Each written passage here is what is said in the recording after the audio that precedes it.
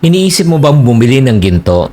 Isa to sa timeless na paraan ng pagpe-preserve ng yaman. Pero bago ka bumili, pag-usapan muna natin ano ang mga pros and cons. Videos that will make you wealthy and debt-free.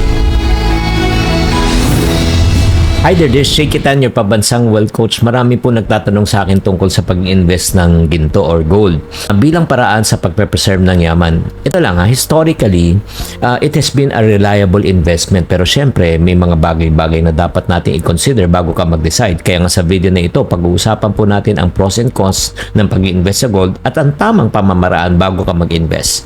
So, umpisa na po natin yung advantage. Yung pros po, number 1, preservation of wealth. Ang ginto, again, uulitin ko, tumataas yan yung value in time.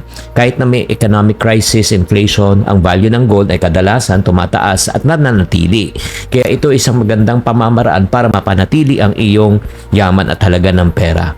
Hindi ko tulad ng pera, bumababa po ang halaga, nagde-devaluate po.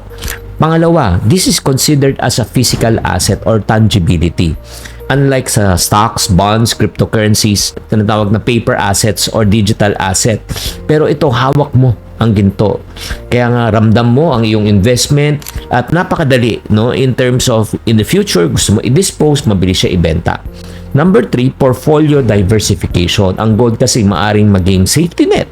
'Di ba? Kung bumagsak ang stock market, volatile ang ibang investment, ang gold po ang magbaback up po. Again, historically speaking, tumataas ang value nito during market downturns. Pag bumabaksak ang stock, tumataas naman tong gold na ito kasi nililipat ng tao ang investment nila sa tangible asset.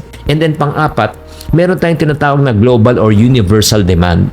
'Di ba? Kahit saan ka magpunta, ang ginto ay may halaga, 'di ba? Hindi ka mawawalan ng options kung kailangan mo i-convert ng cash or pwede rin kayong mag-barter or trade. Pero, syempre, bago naman to, maganda yata ang gold, Chinky, pero may cons. Ito naman po, I want to be objective.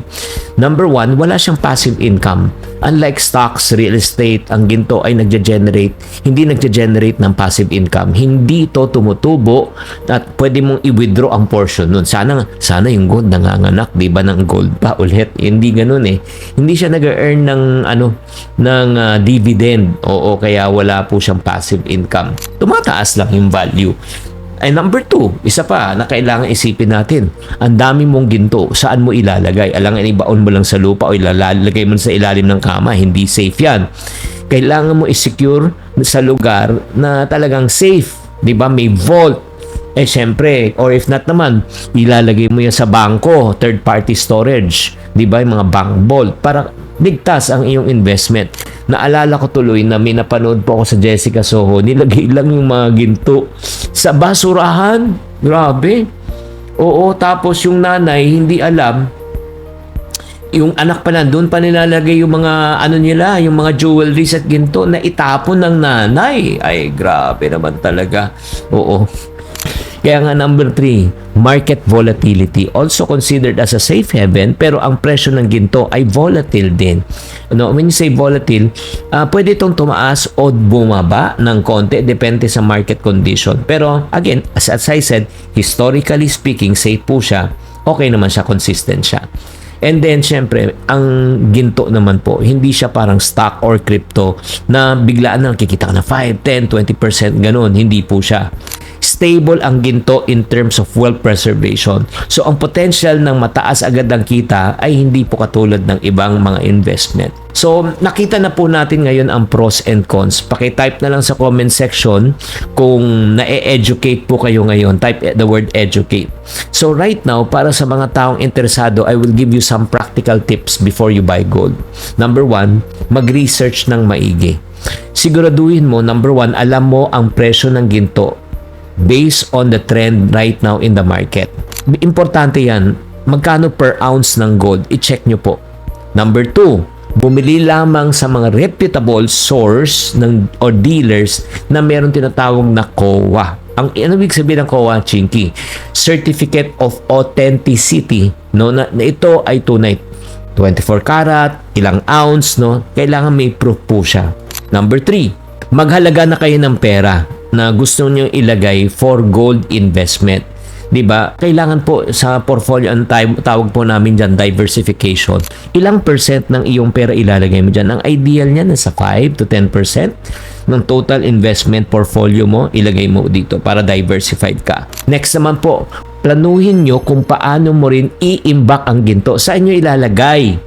Safety deposit box ba? Sa bangko ba? Kasi nga, mahalaga yan. Wag naman po sana. Alam nyo this. Next naman po, wag rin kayo magpanic just in case na bumagsak ng konti ang presyo. Diba? Short term lang yan. Sa paglipas ng panahon, tataas din po yan. At syempre naman, very important to yung last part. Ang ultimate goal kung bakit tayo bumili ng gold as an investment.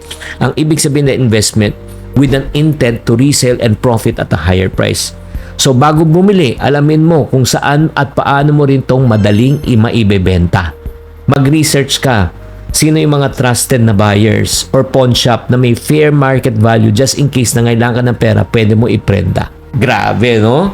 Alam mo, uulitin ko gold can be a great way to preserve your wealth and diversify your investment. Pero hindi to para sa lahat. Ang pinaka-importante, dapat align ang iyong investment sa long-term financial goals mo.